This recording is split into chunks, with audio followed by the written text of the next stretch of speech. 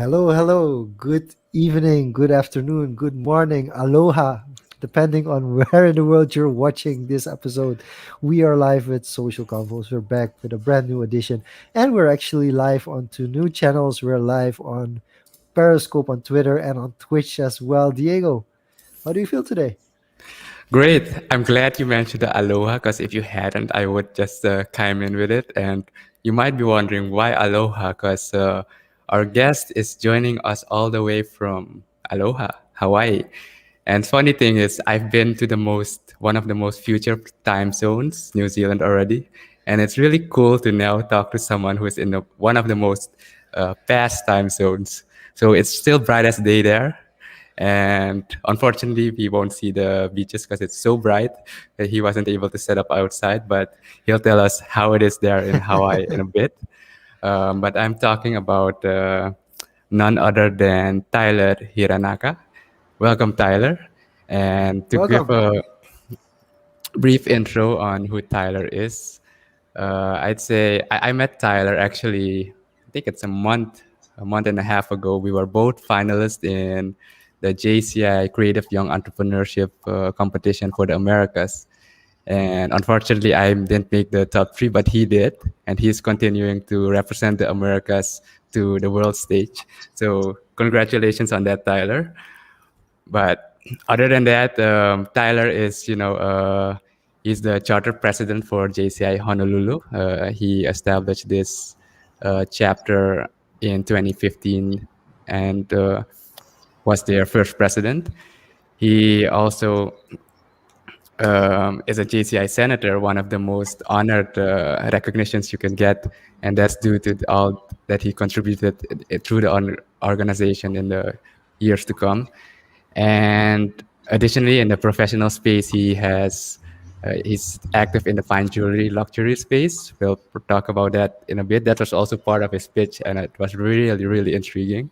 And then Yeah, he also definitely. does a business consultation. So bear with me, guys. We're almost done there. And another fun fact here: he is a practitioner of Tai Chi Chuan. And I actually learned, if you don't know what Tai Chi Chuan is, in the West we know it as Tai Chi, but I actually learned the word Tai Chi Chuan a few weeks ago in my Chinese class. So I immediately saw that and like, that's the actual word. So cool, really fun fact. With that being said, Tyler, welcome to Social Convos. It's a pleasure to have you here. Aloha, guys. Thank you. It's great to be here as well, Diego and Jean-Luc. Thank you guys for having me on. So we want to just jump right in because I am like you're two people who participated in the GCI or active in the GCI, and when I hear charter president, and that kind of means like you're the one that set up the club. Mhm. Was it the first one in your area, in your city? I mean, I don't know how big the island of Honolulu is, so can you just tell us a little bit more about how that actually went about? Yeah. In Hawaii, we have 6 chapters now. We have about 300 members, or so, give or take 300 members. I set our chapter up after I think the chapter that was supposed to be there was going to fail, but then I wanted to do community service. I wanted to give back, and then I thought, hey, since I'm already a part of this JCI thing, let me take a look at what we're supposed to be doing. It was a lot of work. It was a lot of fun, but that's how we got set up. So right now, JCI Honolulu, we're the youngest chapter. I think not biased at all, but I think we have the coolest projects in Hawaii. And then we're right about 60 something members, so pretty cool. 60 members. That's a lot. Is that like the regular size of a GCI chapter in Hawaii? It depends. So Hawaii, I think average is about like 20 to 30, sometimes 40. We do have one mega big chapter with like 100 something members. So I think we're like kind of in the middle. Yeah.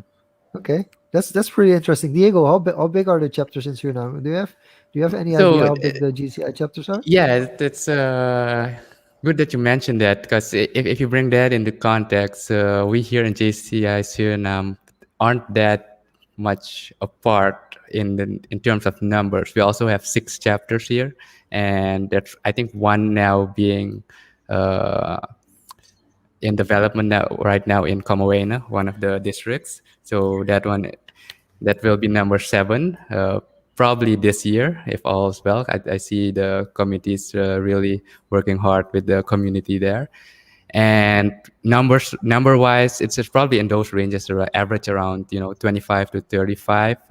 One of them has maybe 40 or between 40 and 50, so in that same range. So that brings the question, like, if you compare it to um, size to community ratio, we have about 500,000, 600,000 people population wise in Suriname. And yeah, the majority is concentrated in the capital. So what's the distribution like in Hawaii? How is Hawaii set up geographically with the chapters? Yeah, Hawaii, I think right now all the chapters are on Oahu, like the main metro island. Our demographic in Hawaii is about like 1.2, 1.3 million across the state. So in 2018, I actually had the opportunity to serve as our state president. And I'm still in discussion with making extensions on some of the outer islands because I think that's one of the big needs in the community is getting the younger guys opportunities for like leadership development and doing more in the community and stuff. So still in the works. I wouldn't say they're quite dead in the water yet, but it's a little slower moving on the outer islands. Oahu and Honolulu is definitely a more metro, faster paced city. With metro faster pace, do you like mean more modern, more dynamic? I guess not. So I take that term since JCI USA categorized my chapter in there, but I feel like we just do a little bit more, not a lot more, but I feel like there's more population density here. So I feel like that's what makes us more metro. But compared to like New York or like LA or something, we are definitely not even close. Well, Yeah. I would just want to let you know because Devon just jumped in. He says, "Welcome, Tyler. Welcome to Suriname. Welcome in Suriname." And just to clarify for you, because it's always fun. We get guests here, but we don't always tell our guests what the situation in Suriname is like. So basically, in Suriname, we have a couple of skyscrapers. Like the tallest building in here is 9 floors. You get that, right? 9 floors is Nine floors? the tallest. Yeah, yeah. So just to put in perspective, because we don't see it, like the viewers that are watching or the listeners, they can picture it. But when you showed us your setup, you were just showing like this beautiful landscape and like skyscrapers, Oh, like 50 to 100 of these, at least 30 to 50 they're like 30 50 feet, 30 to level, 40. Yeah. 30, yeah, buildings. And I was like, wow. And so it's very confronting for us because we are quite in size. We are quite a big nation compared to even some smaller states. But when it comes to population, we're 500,000. We're 600,000. And then again, we have kind of like a sprawl city system. So everybody just sprawls out from the center. Whereas Mhm. like it's very tradition. The skyscrapers are everybody builds up. Whereas we are Mhm. like, yeah, we have enough space, so we just sprawl out. So, and I guess the first question that comes to mind is always, um, I wanted to go to Hawaii.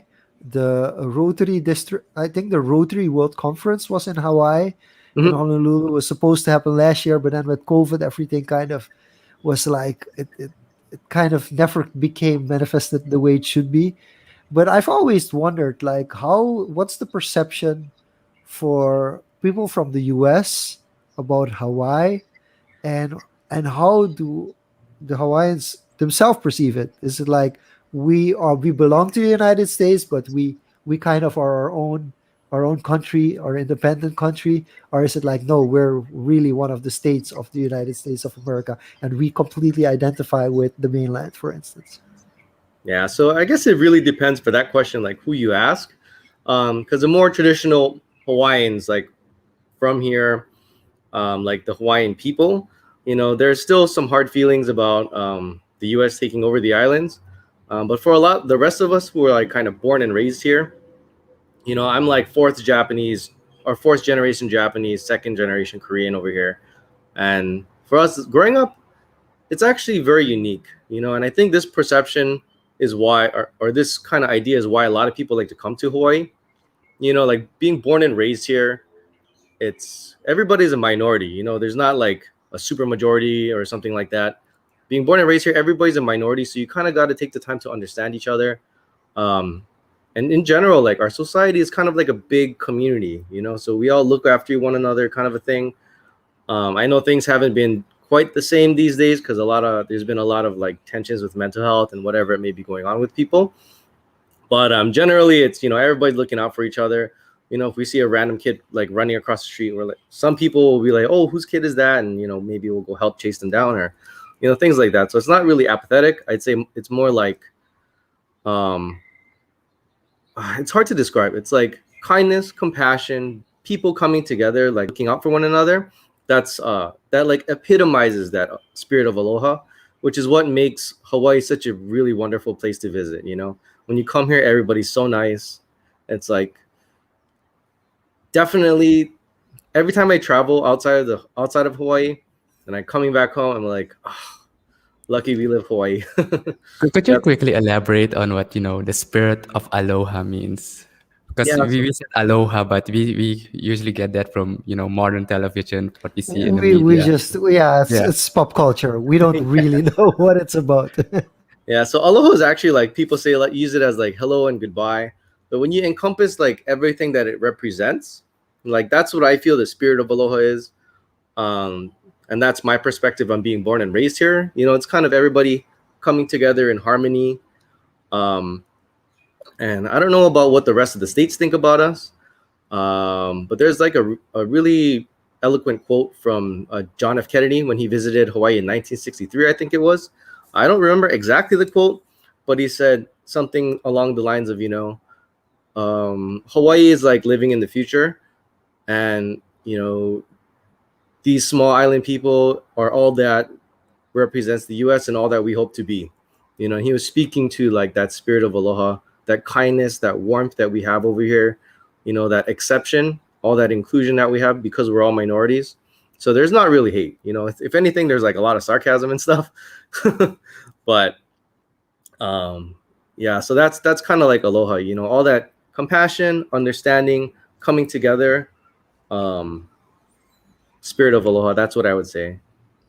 From listening to you, it sounds like geographically, Hawaii is in the middle of the Pacific, like between the East and between the West, and it brings together the best from the East and the West on a tiny island from the Pacific as well. Because I feel like from what I've seen and what I read, there's a lot of Eastern influence, Pacifica influence on that, and I think that's where the communal part comes in because. Asia and the Pacific are really community driven, family like. So that's what I feel like from just listening to your story there, And bringing I the think best of both worlds. that's pretty correct. When you come here, it's like I said, you're gonna get a lot of that Asian influence, Pacific Islander influence of that community.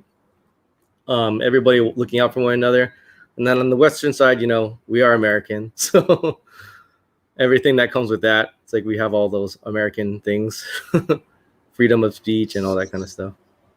So let's talk a little bit about the Asian upbringing because in general, an Asian upbringing means you have to be the best, or at least you have to try as hard as you can.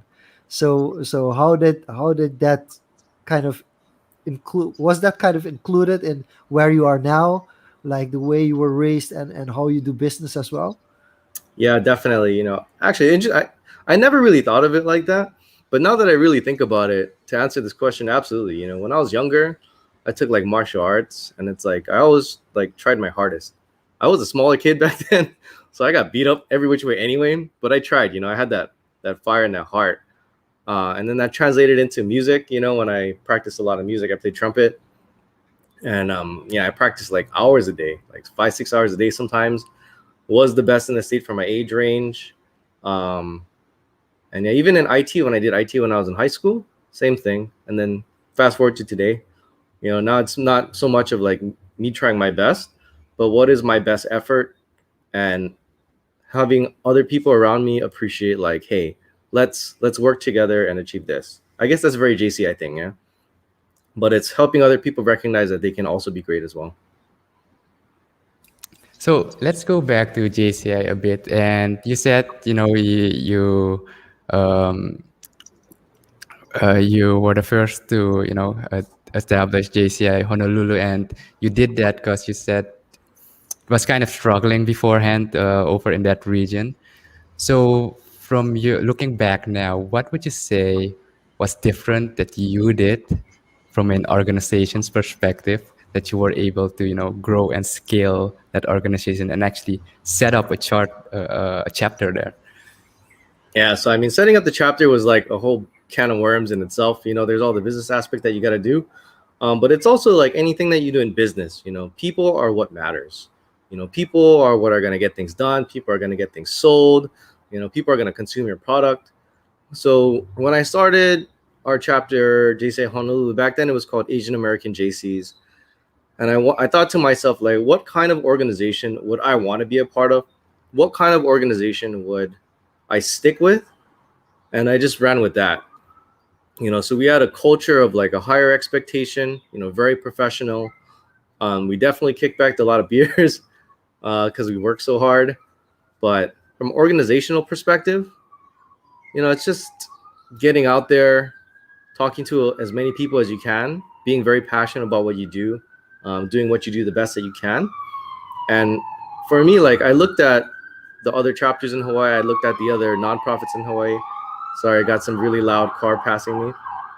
But Yeah, it's this like, is really cool though. It makes it real that people understand like what the life is like there. And I think, well, we can talk about the lockdown that we have here later, but please continue your story.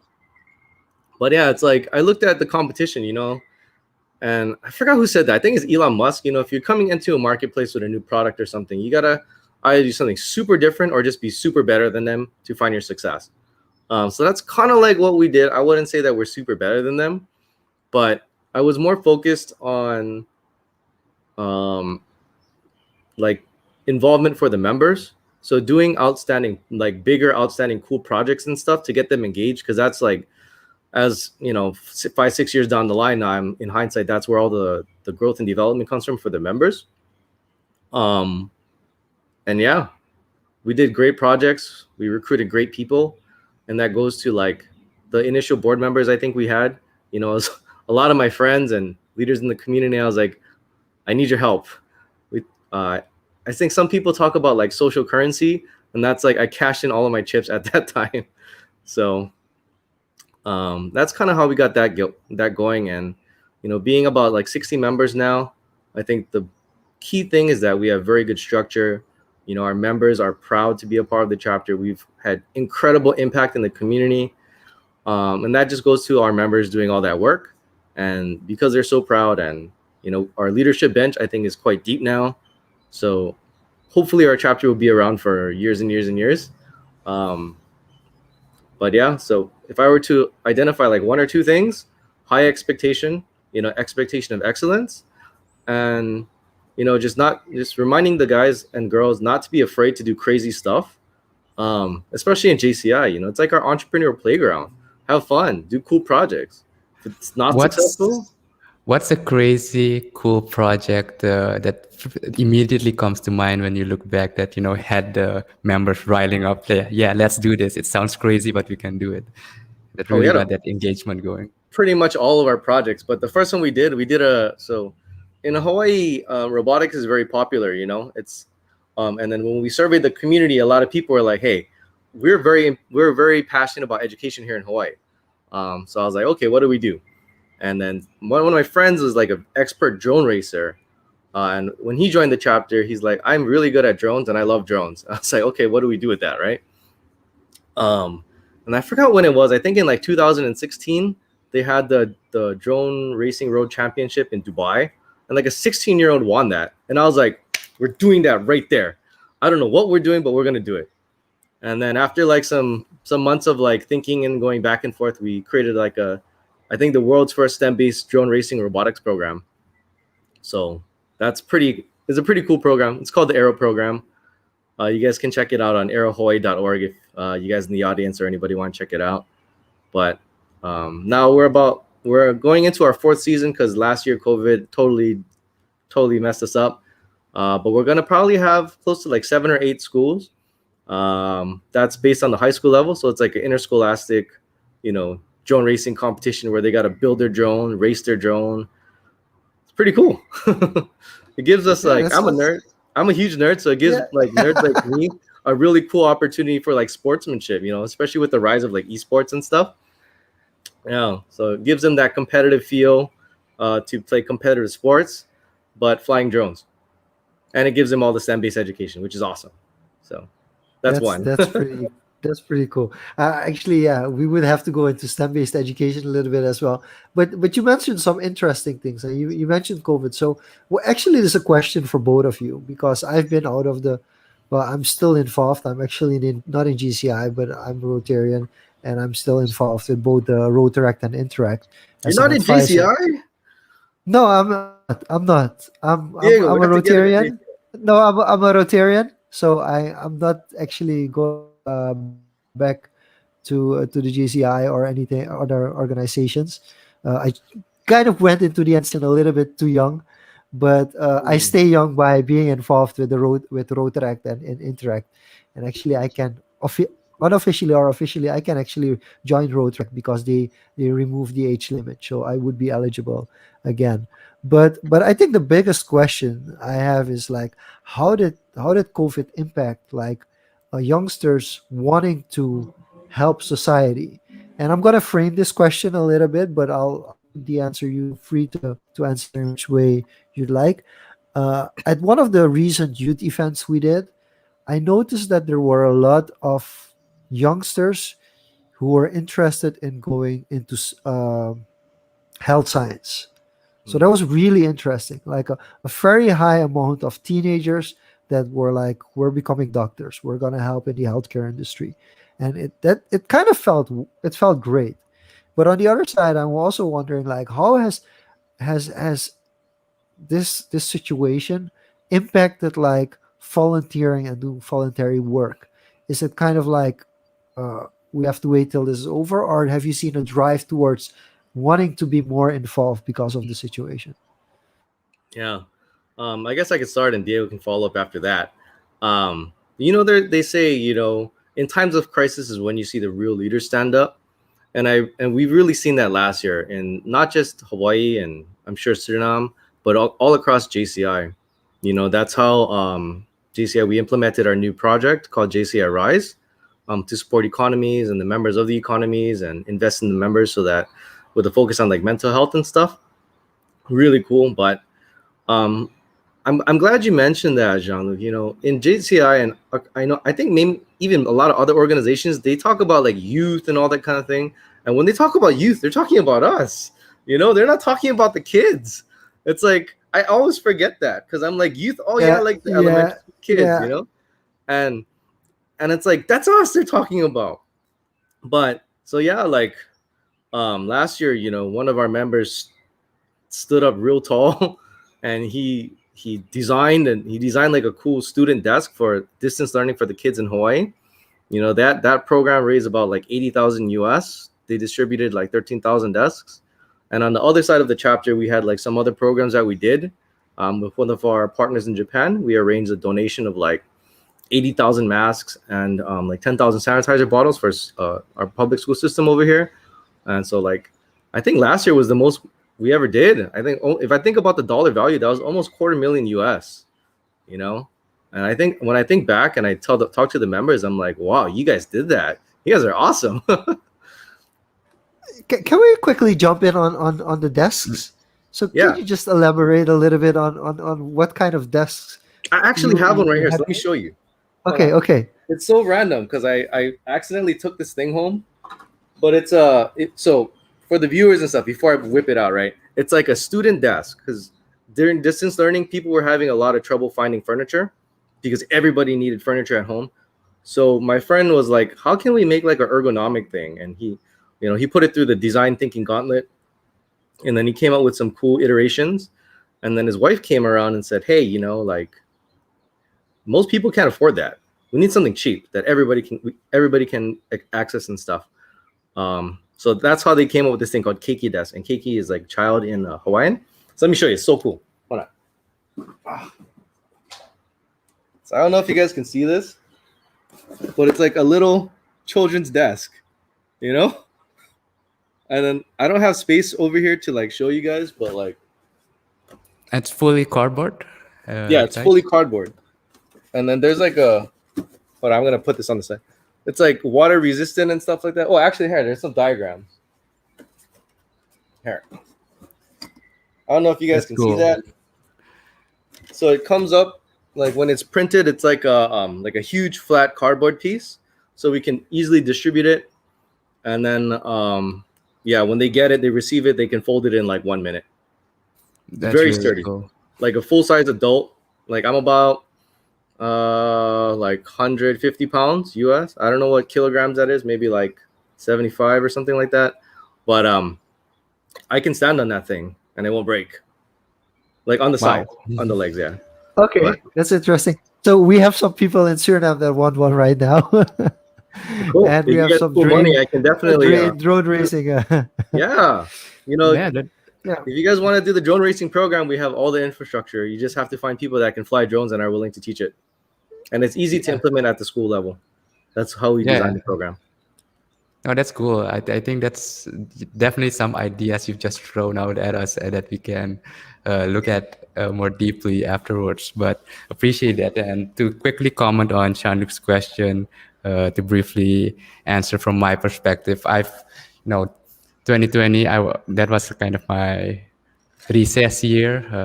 I went away to study, you had but a I was just sabbatical. Yeah. No, no, no. It's not the right word. It's not the right word because you actually did your master. So I'm sorry. I'm sorry. I shouldn't say it like that. Sorry, Diego. yeah, no, but I was able to observe, how the local chapters, my successor and the follow up handle the situation. And as Tyler said, in the times of crisis is when you see the most happening, the most shift. It I think it was a struggle at first, to adapt, but this forced people to actively change. And look at the Zoom meetings now. Do you know how many costs were saved of eliminating just all those regular meetings, physical showing up? And this Yes. actually drove Yes. engagement. This actually gave access to more people to connect. When I came back here, looked in January, the chapter, at least my chapter that I'm in, kind of grew with 10, 15 new observers, potential members. So it was some uh, tremendous growth. And if I look at the other organization as a whole, that the new chapter that's being developed in Comoena was also, the pre-work was done in 2019, I think, but a lot of development happened over 2020. So I'd say that the pandemic kind of was a blessing in disguise for the organization, for volunteer work, because people were more, aware on the issues, the dangers, and also safety. So you keep everything account, and we focus more on, my chapter is known for the environmental approach, the green chapter. So you saw a lot of those spin-off effects happen, people taking it onto them to do certain stuff. So that's my quick 2 cents on that. Yeah, definitely. I mean, look at this. We're like meeting right now. You guys are like, I don't know how many hours ahead, like 16 or something like that. This saves us like at least $2,000 airplane ticket and hotel, not even including all of that. Yeah, it's been a whole paradigm shift in how to communicate and also how to network. And that, I guess, immediately brings me to the next question, on the networking side. So, fun fact, Shanluk, um, the thing that really got me, that I wanted to invite Tyler to talk to him, was when I saw his comment on Instagram on a fee friend post, and I DM'd him. Do you have a fee? Oh. I DM'd him Oh. immediately. Do you have a fee friend? Unfortunately, he said no, but that immediately connected some dots. Okay, I kind of got the vibe of how Tyler was during the pitch competition, the creative young entrepreneurship. So I was already feeling him out there, but then so much more resonated after that, and in the way he communicated, and like, okay, no, this is a very really interesting guy, and I think he has some unique perspectives. So that's the networking part, that how that happened. So very serendipitous. But I guess, Tyler, the question comes down to, Devin says that's the aha moment. And just to clarify, if I just cut off right now, it's pouring rain right now. So if my connection just disappears, then you know why I've gone. But yes, go ahead, Diego. We're gonna jump into some Gary Vee. We're gonna talk some Gary Vee, I Yeah, think. But on the go ahead. topic of networking, really quick. What's your perspective on how has your approach shifted or been enhanced in the past year on how to network globally? Man, it's just be. I think back to like my high school days. Like when I was in high school, I was kind of like, I was kind of more reserved, and even like talking to girls and stuff, I was very like shy. So I was very afraid to like ask girls out. But after high school, I was like, you know what? I have so much regret for not doing things. It's like have no regrets, So now it's like I have no fear when I have to talk to people. It's like, hey Diego, you're doing a podcast. That's great. How do we build more value for your content? And I just met Diego. I'm like, let's do it. I don't know how we're gonna do it, but let's do it because I find that very interesting and it's cool. You know? I do want to follow up on that.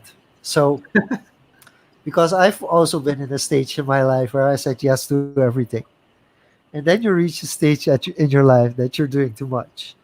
And I mean, when I look at your resume, like there are a lot of things that you're involved in.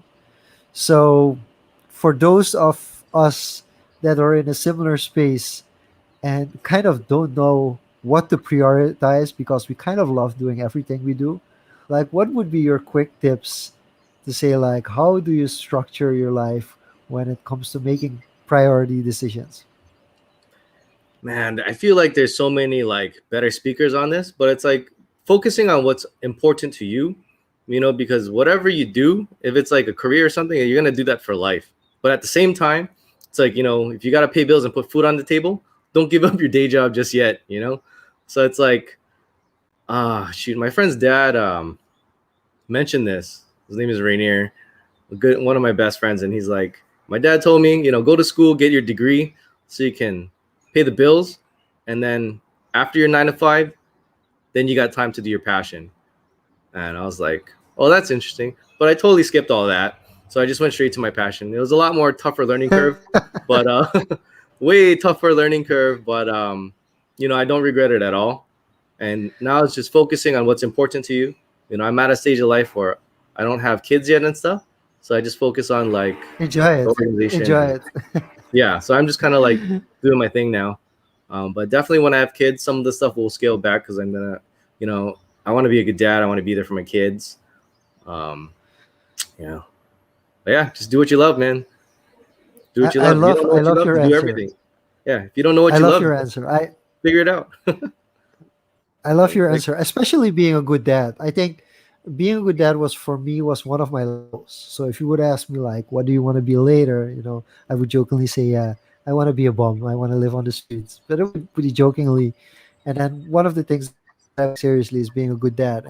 And I love how you talk to the about the 9 to 5 and after the 5, because if the way you describe it, like after 5 you do what your passion is, then it becomes you don't know what you're doing. right? So that's also kind of, yeah, it's I mean it's very hard for me, because in those instances, like doing this show started kind of like, okay, we're in lockdown, it's after 6 p.m.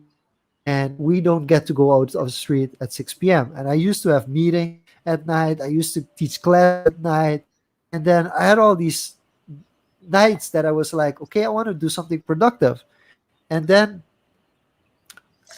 I decided, like, okay, Diego and I are going to do a podcast every Tuesday, which means that every Tuesday is booked. And then life slowly gets back to normal. And then every Thursday night is booked, every Monday night is booked. And all of a sudden, your family's like, hey, I thought we were your priority. So it's an exercise. And I think doing what you love is indeed something that's very important, because if you love your family, you're gonna find time for them, and if you love what you're doing, you're gonna find time for it. So I Yeah. think that's the only way to do it. I think you just cut So off, Shanmugh. right now, Oh no. Diego wants to jump in, because just Yeah, Diego, can you take it over? My internet is yeah, you just got off. So no, Wait, no worries. before, So Diego, before you take over, back to the family thing. I call that like the Mister Rogers moment. That point in your life when you're like, let's focus on doing good, being good, and like, just being a great person. Everybody has it in them, but everybody has their own Mister Rogers moment. yeah, I know Mr. Rogers, but I think some people will get that reference You better. gotta watch it. Nah, I'm just pop joking. culture. Pop culture, Yeah. Diego. Yeah. Well, we got different tastes, but yeah, as Jean-Luc said, Rajiv tuned in and he said Tyler is a master networker. He's being way too humble about it. What's up, So Rajiv? with that being said, on the topic of networking again, so you mentioned when you started the chapter, you said you cashed in on social currency. So can you talk to us about the relationship between social currency and the power of networking and how that has worked out for you? Yeah, I think, I don't want the viewers and stuff to think about currency as like something like tangible or something like there's always expectation, but it's like how to describe it? It's like giving with an open heart all the time, to all of your friends, regardless of how they are, like whatever it may be. Somebody asks you something, you give your most honest input. Sometimes you might have to go out of your way, and that's just, because you're a good friend.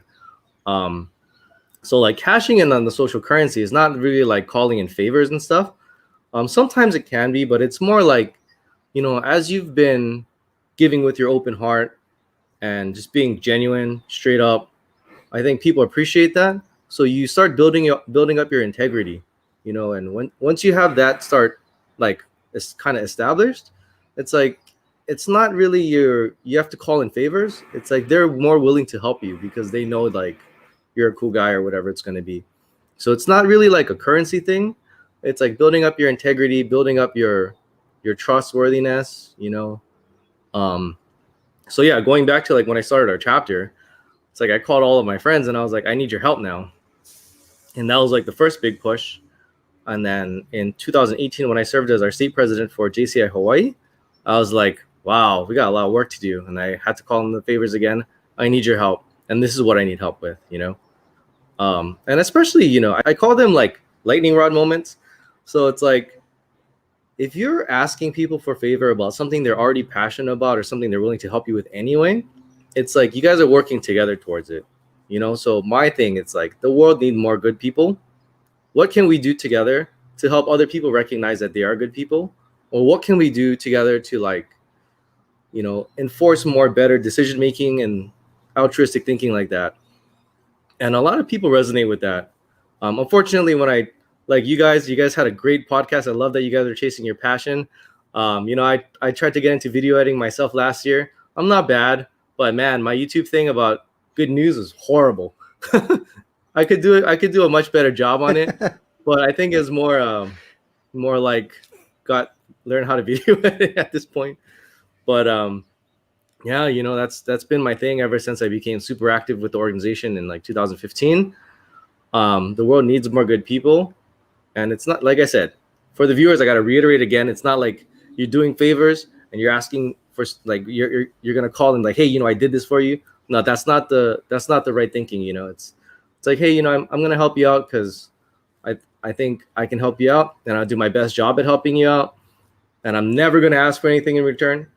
And even if one day when I'm like, hey, could you help me with this, and you say no, that's fine. you know but as you do this and you start getting out there and I guess building your social currency, it's just building like your integrity, building up your integrity, building up who you are. I guess maybe your social value. I don't know if that's a thing. I have no idea.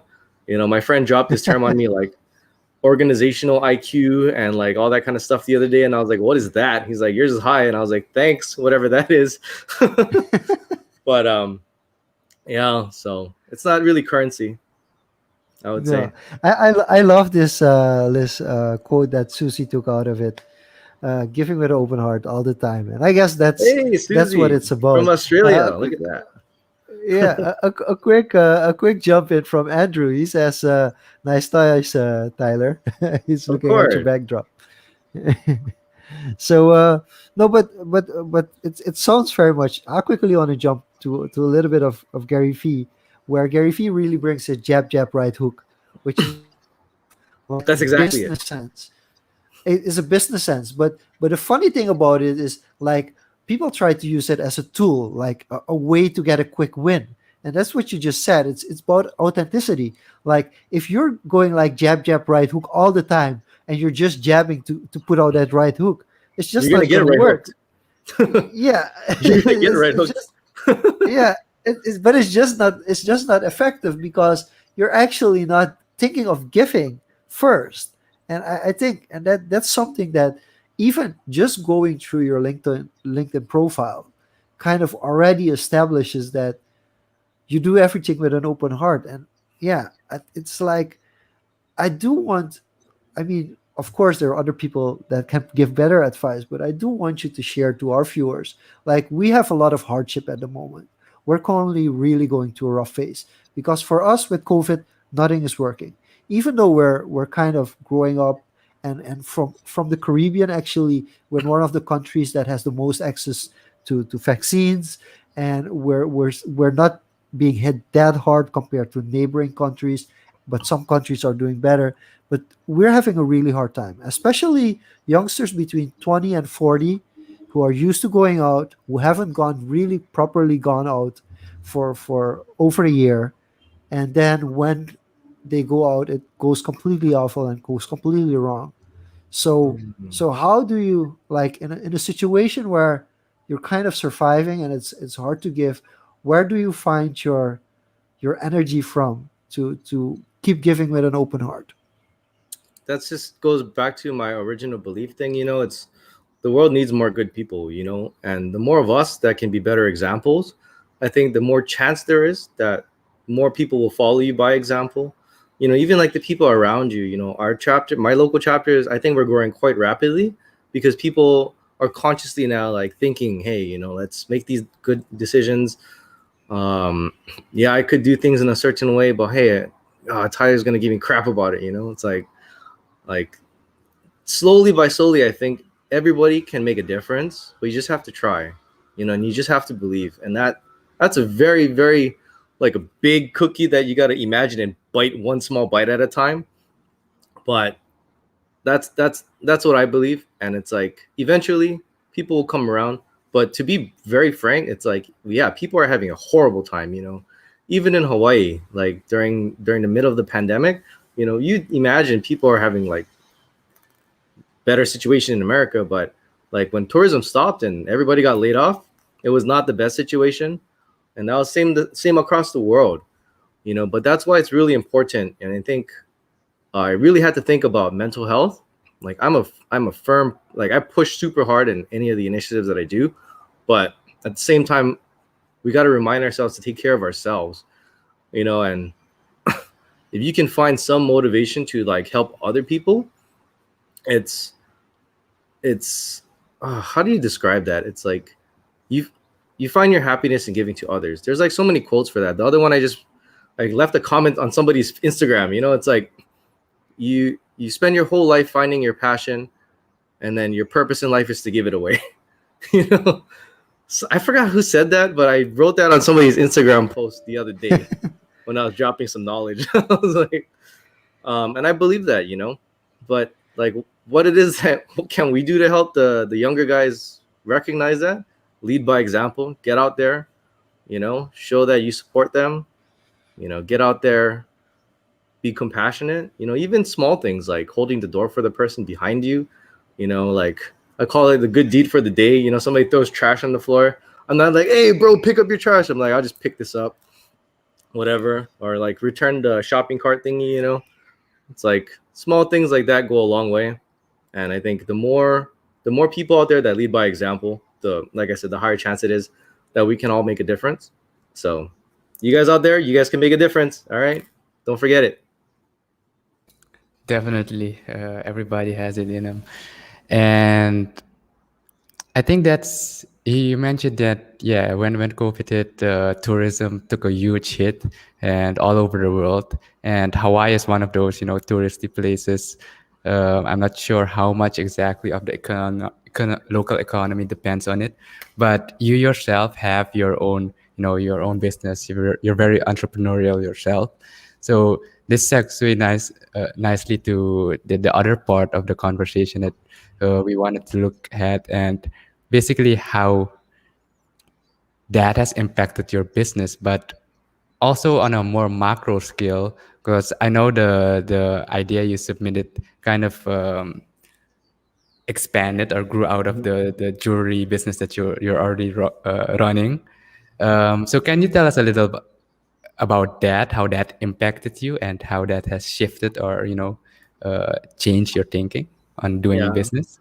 So actually, it's not just the COVID that changed my perspective on business. It's been my opportunity with JCI, to be more of like a global thinker. So when I used to do jewelry sales, I think like selling one piece, one piece, one piece, one piece, and like those one pieces of jewelry, yeah, they can be like several months' salary sometimes. But long-term sustainability, so with the when COVID hit, my sales were like pretty abysmal. People had to cancel all their weddings and stuff, so I lost a whole bunch of clients. And then, I pivoted real quick to starting consulting company because I had already been helping a bunch of people do like design work, web work, advising on their social media and whatnot. So, fortunately, now finally, like a year later, slowly we're getting paid for that. But even on the jewelry side, so the Diego mentioned what I submitted for the Creative Young Entrepreneur Program. It's it's hopefully going to be like a global luxury brand that emphasizes like uh, lifting people up. When you wear it, it's like wearing aloha, reminding you to like be a good person, to think good. And obviously, like we're going to infuse all of our JCI values into that brand. But on the macros picture, it's I'm looking at not just having it in Hawaii. I want to have it in Japan. I want to have it in maybe Suriname, Korea, Southeast Asia, maybe in Australia for our Australian viewers over there. But it's really, for a long term, it's like instead of selling one piece of jewelry at a time, I'd rather sell like 20 to 50. It's a lot easier. And then creating that supply chain was I think probably the most interesting part of that experience. Um, and then the next part is just pitching it to people to buy. And I think cross fingers, I think we'll have a good shot, but we're always looking ways to improve, Yeah. But so going to the macro thing as well, for the viewers, it's not just when you think about like your job and your passions and your life and work and stuff, and it's like I really strongly suggest you think about like what your life is going to be like in 5, 10, 15, 20 years. Because this jewelry job that I have, it's been good for like a whole bunch of years. As the branding thing goes, it's going to be less responsibility for me, I think, as I build the brand. And then there's other things that I'm also working on too that I feel is very important to me. One is care homes. So I'm working on the business plan for that as well, especially with all my experience with Creative Young Entrepreneur Program. But in doing all these things, I'm looking at elements in my life that I need, like pieces of the puzzle that I need for my family, to sustain us for hopefully generations. And hopefully, maybe this consulting thing that I'm doing, I'm not going to abandon my customers as I grow my other projects. Hopefully I can turn this small idea and this project into like a big agency. Maybe we can work with Diego and Jean-Luc over there to do some like media. But as we expand, I think there's no secrets and there's limitless that it's like you can learn as much as you want, so what transitions later on, it's what values do you have and how are you going to deliver the best experience to your clients, to your customers? How do you provide value to them? Gary says that all the time, right? Provide like disproportionate value, and that's how you win. You don't always ask, you don't always give the right hook, you just give with an open heart, and hey, a lot of people appreciate that, I think. So yeah, on the macro picture, I like to think of things that I'm gonna need. So the care home one is for my parents, and the jewelry thing, I just love jewelry, so you know, that's kind of like my thing. I'm not the greatest artist, but when I can design a concept and see it come to life, I think that's amazing. And the media side, that's just because I love Gary. So it's like, hey, I've been following Gary ever since his wine library. So every little note, every step along the way, Wow. I have like Wow. notebooks like this of Wow. stuff That's over before he 10 wrote the book. years. Yeah, That's over 10 years. yeah, Wow. yeah. Yeah. So, Wow. Okay. so That's he's like that's definitely a impressive though. pioneer. But that goes back to like anybody can figure it out, right? That's what I think. You just look at the people who you look up to that are like pioneers in the industry. Elon Musk, obviously, great visionary. Gary totally changed the game on like social media. People like that. Just look to them, look at their behavior, look at how they do it, why they do it. Easy to learn. Just got to put in the effort, and that's the hard part. I That's think we that's a found very good take. just before you go, Yeah. I think we found someone who's more, into Gary V's content than you, Chanduk, because No. Tyler Chanduk is the person I know who's really most No. into No. Gary's content, and There's no so it's more. really interesting. There's no who No, loves Gary more. We all love no, Gary. there's we all love Gary. I think there are two things for me with Gary. I kind of lean towards Gary when I need a push. Mm, That's also the way. I mean, one of the things he also says, like, if you're constantly just watching my content and consuming my content, you're not actually doing it. mhm. So that's one of the interesting things. So for me, it's definitely when I need a push. I rarely watch Gary Vee content, but I watch it when I just need a push. I'm stuck. I'm not moving, and I need a quick like snap. Like It's get funny. awake, go It, for it. it's funny you mentioned that. So actually, during my year as state president, we were in discussion with his management company to bring him down as like a speaker and do an event in Hawaii. And then it didn't work out. But my other friend was telling me, so you're gonna fly Gary down here, just talk shit to you and tell you to do whatever. And I was like, hell yeah, I would totally do that. It's gonna be the greatest experience ever. And he's like, you're crazy. And I was like, of course I'm crazy. But that's why I'm crazy. That's why I'm Tyler. Yeah, Um, no, there's so many great Gary Vee stories. We there. I also know somebody who wanted to get him here, and then when I was like, really the fee, and they were like, no, it's gonna be like an online event. I was like, oh, and it's gonna be that much money for the fee. I was like, oh, it's a lot. so and then It's a lot. and then just you just realize like you know yeah, this is next level. But the thing I love, the thing for me that I also, aside from like I really respect him, there's also personal Mhm. connotation to like how I got to know him, because I actually didn't know him, and D Rock, who was like one of his guys from the film crew, like his main video guy. Yeah. I met D Rock and his former business partner in San Diego in I think 2014, and they were talking, and the other guy, Nick, was saying like, yeah, and David's gonna do a video for Gary Vaynerchuk, and I was like, who's Gary Vaynerchuk?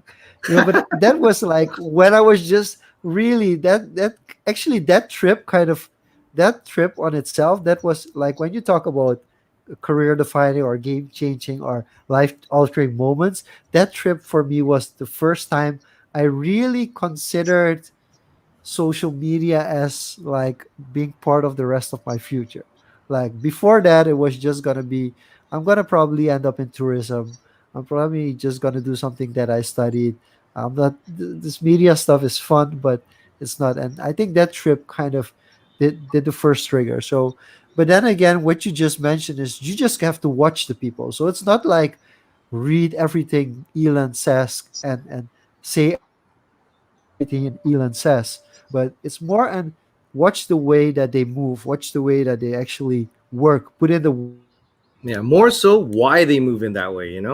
And as John Luke cuts up, that's a good transition. yeah. It's like why they move, why they do things in that way. It's like why is he doing that? It's so crazy. Oh, that's why. But like how Gary says, right?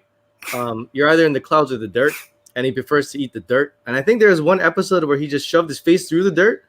Am I right? Somebody got to look that up. But I swear to God, there was one like that. But that's Yeah. totally me as well. I I enjoy think just getting into the dirt, getting I in the think weeds. Clouds and Dirt is like one of the first. I think that's actually one of the movies that D Rock made to get into into the company. So I have Man, to I think check that's so that back. awesome. But I You think met D Clouds Rock? and Dirt.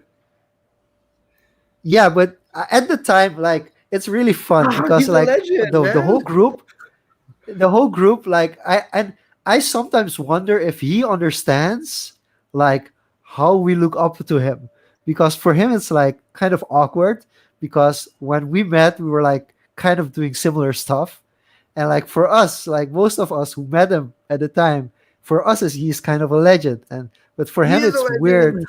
like that people, that it's for him it probably is. I don't know if it's weird, but I'm guessing it's weird for him that we accept that he's a legend for us.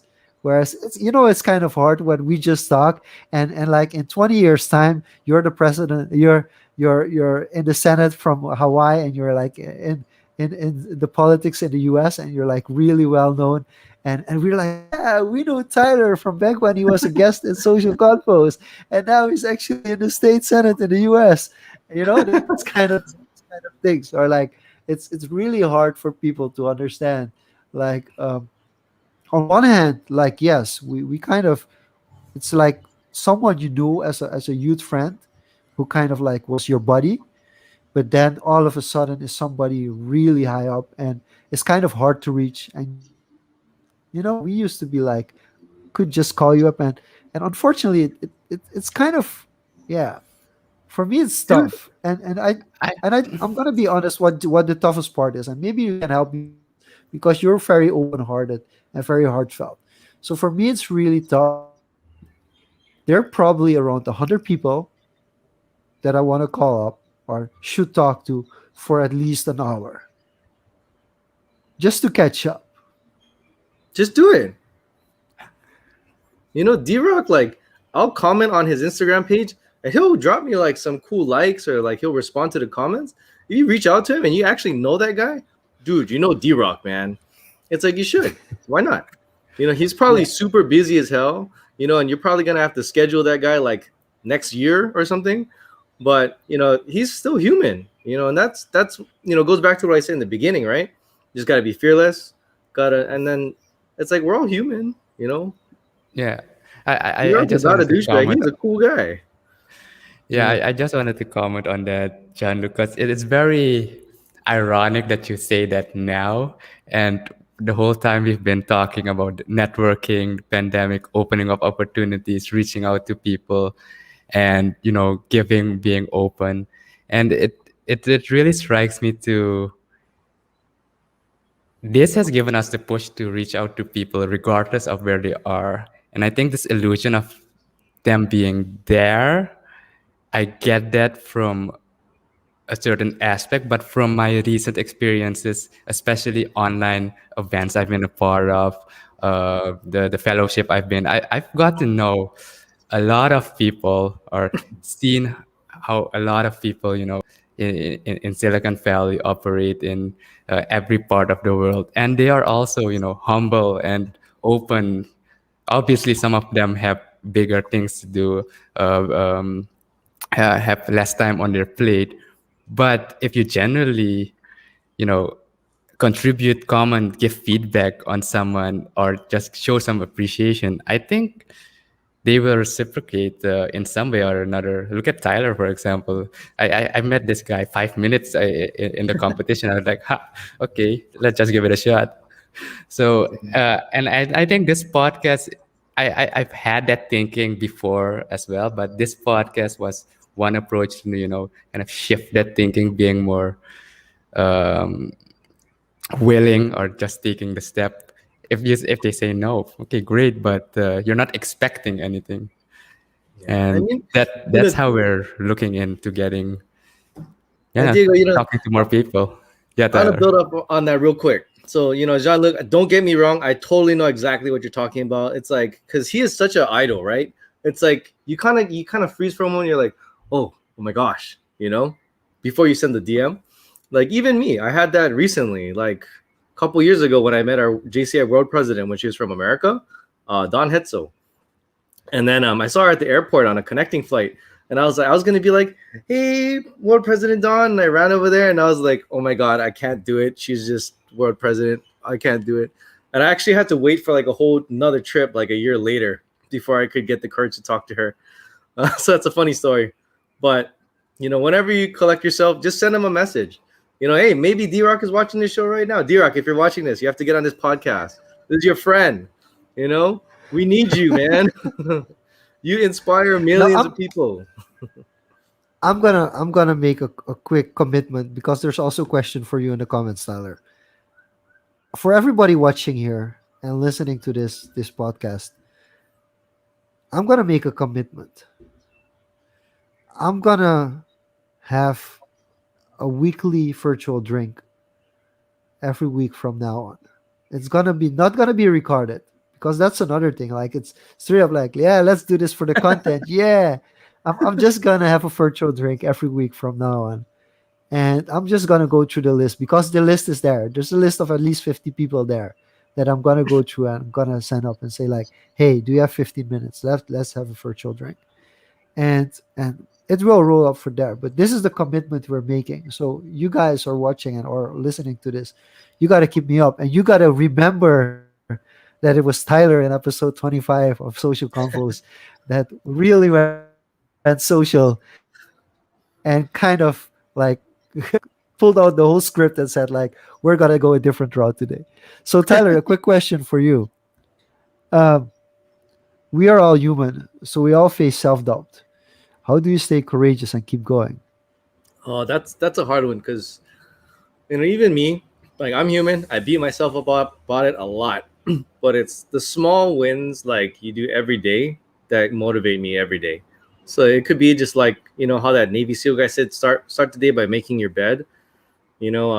Just doing small things. Like I have a huge executables list that looks like I don't know, like a whole page, or pages, and then you just get through some of them, and like those small wins, it's like yeah, I can do it. Um, but at the same time, one of my best friends from like way back said that is kind of like a not everybody can do that thing. But that's why there's people out there like Gary or some motivational people like the Instagram pages, like I like to follow House of Leaders, Founder, and all those guys because they keep motivating you. I fill my content feed with all these kinds of things, so I'm like, oh yeah, I can do this. Oh, I better get on top of my stuff. Oh, I gotta do this.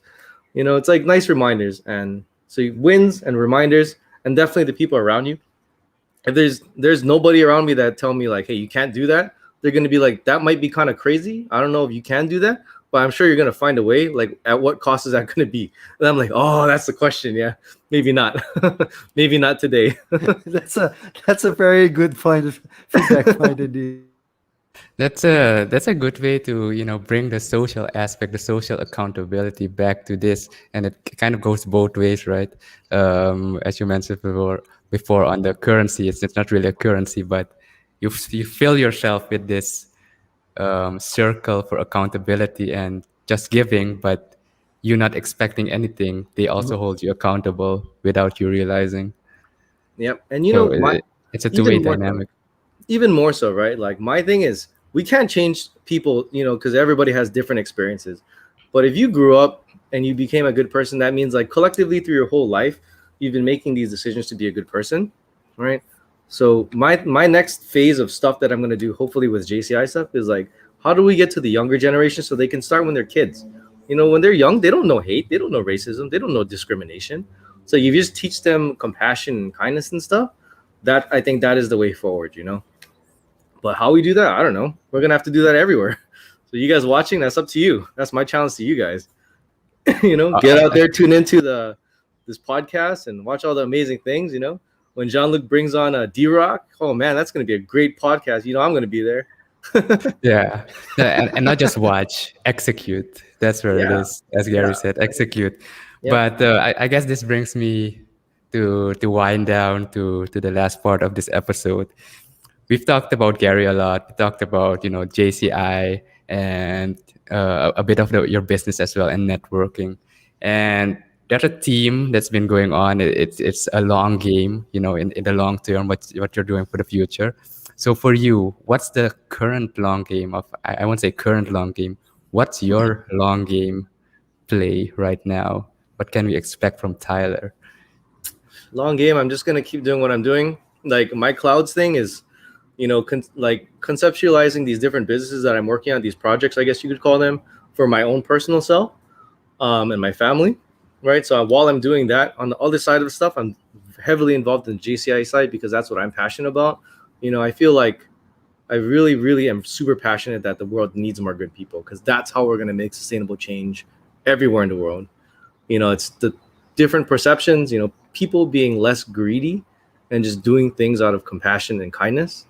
I think that is like, that's the way, and I found my happiness in life not through working super hard and not through like doing all these kind of businesses things.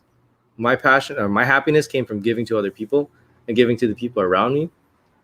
And I had a really good chat with our actually this year's JCI executive vice president from Asia Pacific, Teresa, and she said, just keep giving, and the universe will give it back. And I really believe that. So it's a great conversation that I had with her on that. So all you guys out there, like thinking about it, all you can't afford to give, just give like a minute or two, do something, because it'll come back. And I think the more you give, the more confidence you have in giving, because it'll make you feel pretty good. I think so. That's where I found my happiness. And I think if more people do that, that's maybe where you'll find yours too. Awesome. And last thing, if people want to connect with you, learn more about the JCI Honolulu, and even your jewelry business, how can they Wait. connect? We also got to plug the tables, though. We also got to And the plug the tables, yeah. the Oh, desks, the tiki desks. yeah. So the desks thing, it's keikidust.com. If wherever in the world you're from, you want to put in a big order, the minimum order is 2,000. I think that project is awesome. They cost about like $6 each, not including freight. If you want to follow me, my with this site, my Instagram handles right here. Check it out. Just like all these guys, I'm really good on the DMs. And then yeah, just if you're out there, if you haven't joined the JCI chapter or Rotary chapter like Jean-Luc, get out there and do something. It doesn't cost you anything to do something. You can make a difference. And I think that's the biggest message of everything that I would say today. You can make a difference. Don't forget it. I'll give everybody the links to all the other cool stuff that we've been doing too, though. So you can Yeah, check we'll it link on everything in the the description on description. the podcast. You have this natural host tendency, segueing from Shanluk just before. So who knows? Maybe a podcasting host in the near future. ah, I'm down to help whoever I can. But yeah, appreciate it, Tyler. Appreciate you spending your afternoon, yeah, bright afternoon with us, sharing your journey with us, and just it's really fresh, give a fresh, wholesome perspective on how to look at life, to give, and that's a really, really big theme I've noticed coming from you, and everyone who tuned in from the comment. Really cool that you, as you mentioned, we have a viewer from Australia. Really awesome that we're reaching every part of the world, kind of in a way. So, as you know, this episode will be released on Saturdays on the podcasting platforms. Website is being updated as we speak. We're slowly building things up. We've added some newsletters, so subscribe to the newsletters. There's no content yet, but who knows? In the medium to long term, there might be some juicy content coming your way. So sign up Yeah. for our newsletter on the website. And Jean-Luc, final words, and then you could roll us out. Yeah, I want to thank Tyler because this was so much more of a social confoes. This was exactly the kind of social confoes that we're actually going for. So thank you for that, Tyler. And I also want to thank the viewers on Twitter, and especially one simultaneous viewer on Twitch, who, for my opinion, like the numbers went up and down, but there were some people that stayed the whole episode on a platform that we just introduced today. So that's pretty cool. So for those watching on Twitch and on Twitter, we really appreciate you joining in. For those who have been active on YouTube and LinkedIn and Facebook in the comments, You know we love you. And as always, this has been Social Confoes. See you next Tuesday at 9 o'clock Surinamese time or the other listings. Lobby from Honolulu, Hawaii, and from Paramaribo, Suriname. See you next time. Bye bye.